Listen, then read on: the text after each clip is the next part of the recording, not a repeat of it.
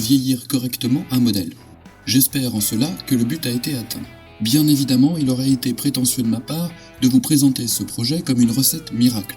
Il existe autant de techniques de vieillissement que de maquettistes.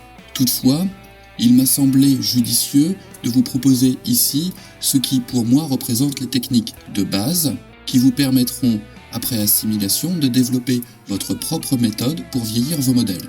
Notamment, l'accentuation ou non de certains effets vous permettra d'obtenir des blindés plus ou moins vieillis en tenant compte de l'environnement dans lequel va évoluer votre modèle, c'est-à-dire si vous comptez le placer sur un diorama. Il n'existe pas une seule étape au vieillissement.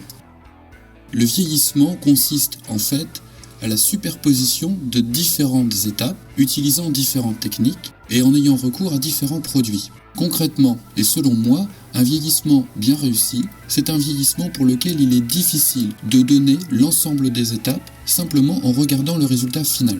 Aujourd'hui, différentes marques mettent à disposition des maquettistes une large gamme de produits destinés au vieillissement. Mais l'investissement de départ peut paraître important. Toutefois, si vous n'êtes pas très à l'aise avec l'étape de vieillissement, je vous conseille quand même de faire l'acquisition de quelques-uns de ces produits pour les tester. Ils ont été pour la plupart développés spécifiquement pour le modélisme, et de ce fait, cela vous évitera d'avoir des mauvaises surprises ou des réactions chimiques parfois désagréables entre une peinture et un solvant. Je vous souhaite à tous bonne maquette.